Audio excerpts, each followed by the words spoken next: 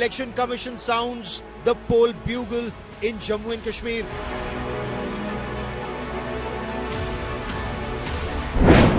The Union Territory of Jammu and Kashmir celebrates the festival of democracy.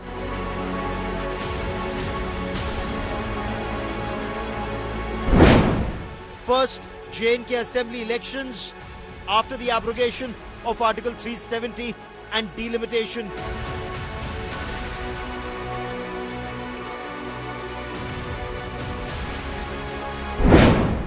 Assembly polls after unprecedented Lok Sabha turnout. लंबी कतारों में छुपी है बदलते सूरत हाल, यानी जमहूरियत की कहानी। रोशन उम्मीदें अब खुद करेंगी गोया अपनी तकदीर बयानी। जमहूरियत के जश्न में आपकी शिरकत, जमहूरियत के जश्न में आपकी शिरकत, दुनिया देखेगी नापाक इरादों के शिकस्त की कहानी। Will the ballot defeat the bullet and the boycott? That's our top focus on India First. Hello and welcome to an India Today special broadcast. I'm Gaurav Sawant. Elections will be held in the Union Territory of Jammu and Kashmir in 3 phases from the 18th of September to the 1st of October. The counting is scheduled for the 4th of October, and this is the first time that assembly elections will be held in the Union Territory of Jammu and Kashmir after certain sections of Article 370 were made inoperative and after delimitation. Of course, parliamentary elections were held in 2024 that saw a record turnout of 58.4%. Elections have also been held successfully at the level of panchayat and blocks. Our political bureau gets you our top story.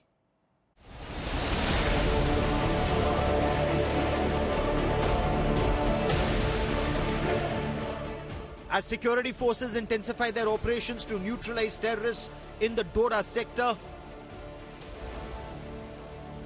the Election Commission announced dates for assembly elections in Jammu and Kashmir.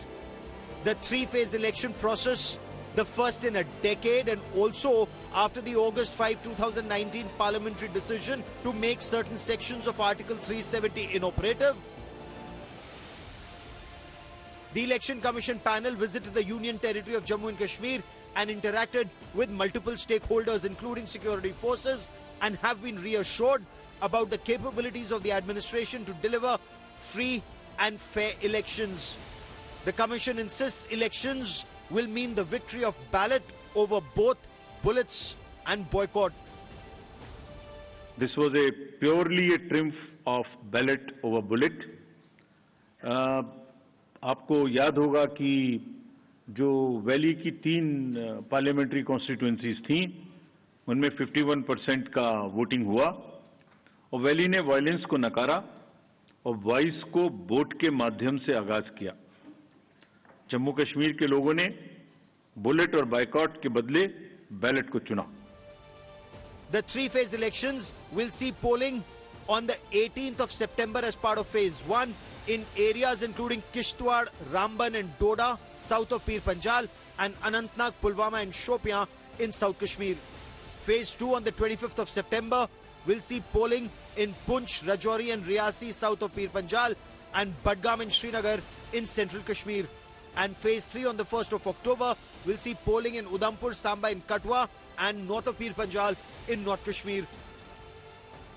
Political parties welcomed the decision to hold elections, but raised multiple issues from the prevailing security scenario to the transfer of officials in the run-up to the announcement of polls. चलिए देर आए दुरुस्त आए। Election commission की तरफ से 3 phases में इंतखाबात के तारीख का ऐलान हो चुका है। मैं नेशनल कॉन्फ्रेंस की तरफ से इतना ही कह सकता हूं कि हम पहले से ही इस दिन की तैयारी में लगे हुए थे। तो we are happy in the sense we are glad कि अब जो लोगों के मसाइल हैं उनको रिड्रेसल मिलेगा, कोई अकाउंटेबिलिटी होगी, यहाँ अपनी एक इलेक्टेड गवर्नमेंट आएगी। भारतीय जनता पार्टी चुनाव आयोग के निर्णय का, चुनाव आयोग के फैसले का स्वागत करती है। जम्मू कश्मीर में विधानसभा चुनावों के संदर्भ में चुनाव आयोग के निर्णय का, इस घोषणा का भारतीय जनता पार्टी बड़े लंबे समय से इंतजार कर रही थी। Election results will be announced on the 4th of October and the process will be completed on the 6th of October.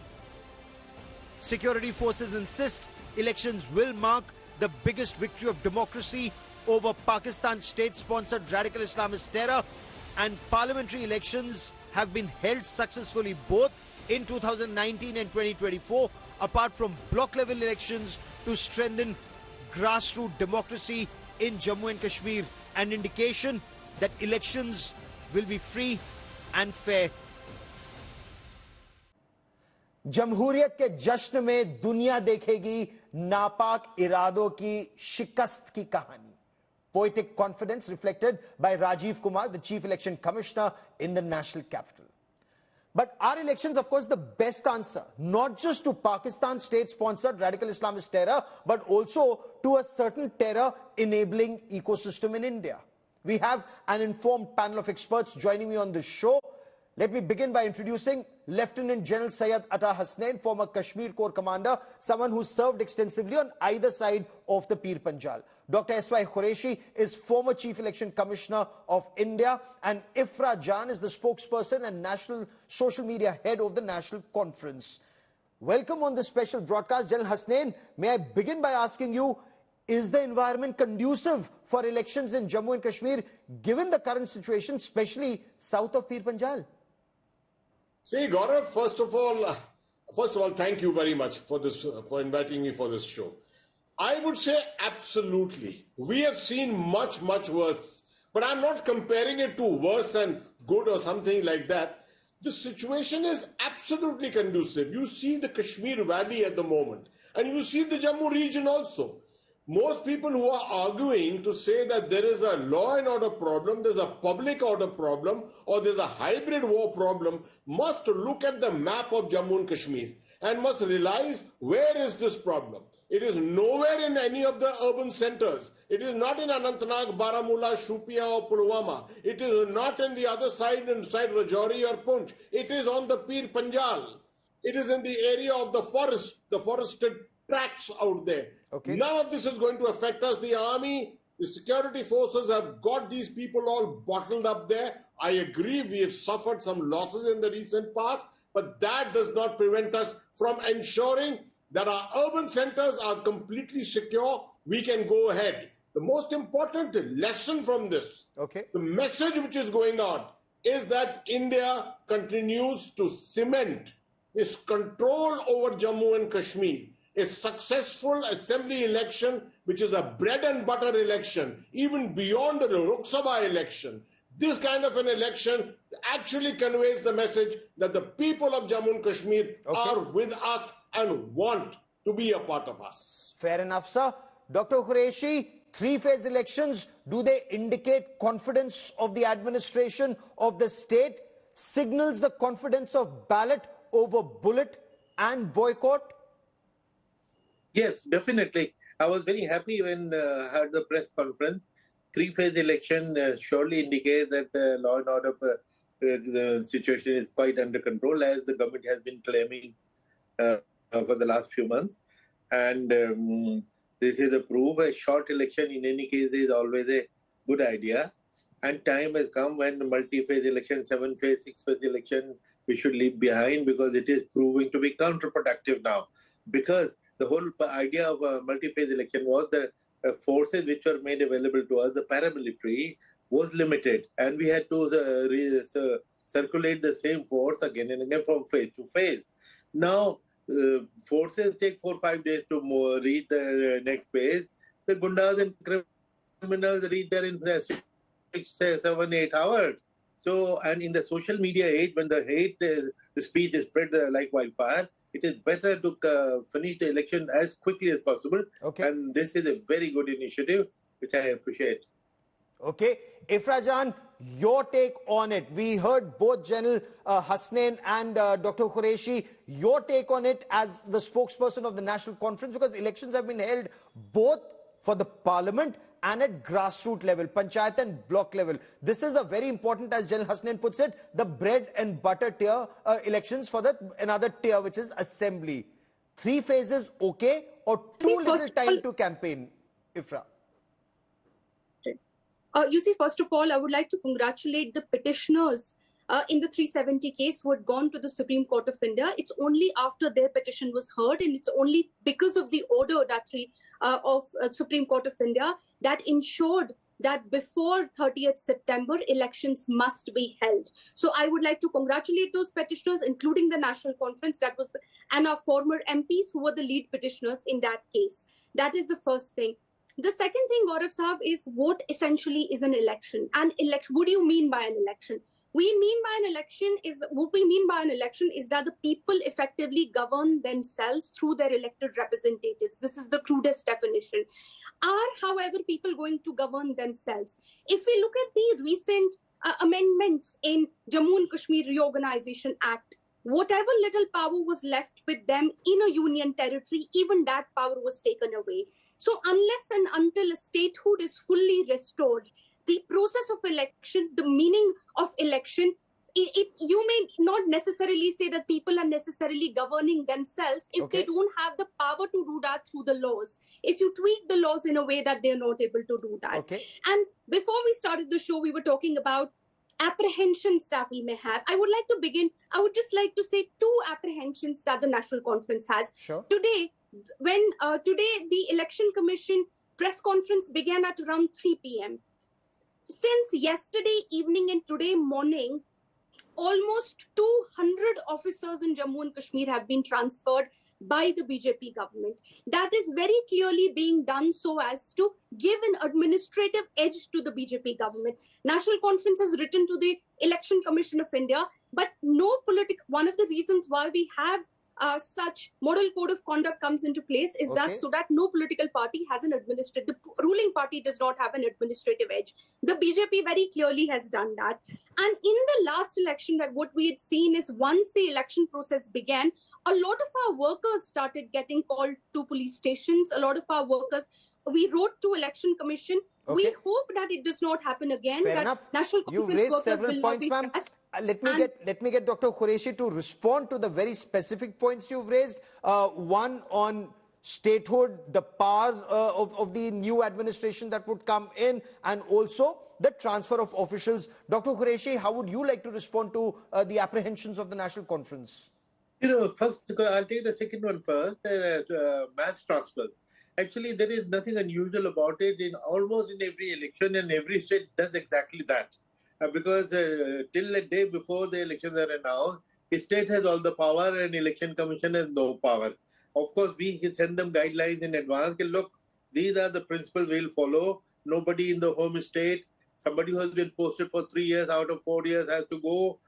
Because if please take care of this policy and transfer them. Otherwise, if you don't, we will the day our raid begins. So I'm very sure that tomorrow, day after, Election Commission will come down heavily on these transfers, and the representation which NC has put forward, Election Commission takes these complaints very seriously. And in fact, sometimes you have seen they even issue antidated orders. So, and for which we have suspended people in the past in different states. So this is nothing abnormal, and there's a treatment for this, and which will be done within a couple of days. That I'm sure about. Secondly, statehood. I'm very positive that that is the next step and not very far away. Okay, so statehood is the next step. The government had said, Prime Minister Narendra Modi had said, at an appropriate time, statehood would be restored. General Hasnain, I want to for a moment talk about the security aspect once again. Cross-border terrorism and Pakistan using its proxies to disrupt elections, to try and send across the message it's still a stakeholder in what's happening in Jammu and Kashmir. What are India's options then, sir? See, Gaurav, there's no doubt that time is running out for Pakistan. And the last 5 years, the kind of actions which have been taken, and Pakistan has been on the back foot right through, first during the COVID period and thereafter because of misgovernance and the kind of, instability which has existed in the polity there. But despite that, they have made a lot of efforts to try and remain significant here, the whole aspect of relevance. So this seems to be the last act. In the Lok Sabha elections, they could do nothing at all. They perhaps tried a little bit, but they could not succeed. This time, it seemed that they are going to make some attempts. I think from the Indian side, from our side, one thing should be clear. The government of India should be sending across this message very clearly, that we are prepared completely from a strategic security angle. Any mess up, any messing, any intervention in our political process here is going to be met with a very strong response. What that response is, I am not willing to state at this moment. Okay. But the projection of a very strong response from India must go very clearly to our adversaries. Fair enough, sir. Ifra Jan, will elections in, the way the campaign has been happening, National Conference completely on board, are all political parties on board? Your understanding of the buzz on ground? And will election be held on issues of development, education, roads, or is the restoration of statehood, Article 370, are these likely to the principal issues that will fire up the campaign? Or is 370 done and dusted already, ma'am? You see, we do not see these two issues as separate. We do not believe that there is a very clear line between development and Article 370. We believe that because we had Article 370, because of which we were, Jammu and Kashmir National Conference passed acts like land to the tiller and many others. And that is the reason why Jammu and Kashmir continues to see a better HDI, a state HDI, compared to other states. We, for example, if you look at the development, we believe that development, when in National Conference's tenure, or if you look at the tenure before 370, okay, it was people-centric. If we had 1,000 crores, we would rather build a bridge rather than paint the roads for propaganda that the BJP has been doing. So there is no such clear line between development and 370 and restoration of statehood. These are all issues are connected. Whenever you have, when a state has money, when a state is elected and when you have representatives of the people sitting at the Legislative Assembly, development becomes pro-centric. And when people have statehood, they ensure that all of this, the development, whatever comes out of it, is in tune with what they want. So these are not two separate issues. Dr. Qureshi, in your appreciation, whatever you've seen over the years, and you've seen Jammu and Kashmir through one of its toughest phases, sir, has that boycott narrative finally been defeated? Hurriyat done and dusted? Bullets yet to be silenced? Will the ballot this time silence the bullet and the naysayers, in your appreciation, sir? Gaurav, we had a very interesting experience in 2008. We were expecting dream elections when suddenly Amarnath Yatra was attacked. Yes. And then situation changed dramatically overnight when we went to Kashmir to talk to political leaders. Omar Abdullah, Mahbooba Mufti, and everybody says, please postpone the election because there will be bloodshed. People are throwing stones at us. Then the commission came back and we had a discussion. And for the first time, let me admit that the commission was split into 2 to 1. One opinion was that we should postpone the election. And the other opinion, which I held, that postponing will be falling into the hands of the militants. That is exactly what they want. And what is the guarantee that after 3 months, 4 months, situation will improve? It will even get worse. Therefore, the best way to restore democracy is to have elections, because we gauge the mood of the people. They have their grievances, they have their problems. They want their representatives to solve those problems, their MLAs, their MPs, panchayat members. So the best antidote to militancy and terrorism is election and democracy. The very strong words, sir. General Hasnain, you agree best antidote to Pakistan state-sponsored radical Islamist terror and its enabling ecosystem, our ballot, it'll silence both the boycott and the bullet. Because that ecosystem that said no one will be held to lift the tricolor, has that ecosystem been silenced, or will that become very active? What's your apprehension? I am completely with Qureshi Saab. 2008, when he was the Chief Election Commissioner, I was the GOC at Baramulla. And I remember the same issue had come up, that the Amarnath Shrine Board agitation had virtually sounded the death knell of the elections that year. But despite that, the Election Commission went ahead and did it, and you found the streets were absolutely abounding with people coming out. We had a very good election, particularly in the hill areas, the mountain areas, near the line of control, comparatively lesser in the areas of Sopore and Baramulla and places like that. Today, I expect that there will be an across-the-board enthusiasm which should be there prevalent all along the valley floor. And that will sound the death knell of all separatism, all aspects of other alternative narratives which we hear about, which you have been talking about just now. Fair enough. We will continue to track this story and these elections very, very closely. To all my guests, many, many thanks for joining me here on India Today. Elections in Jammu and Kashmir will be that final nail in the coffin of Pakistan's state-sponsored radical Islamist terror.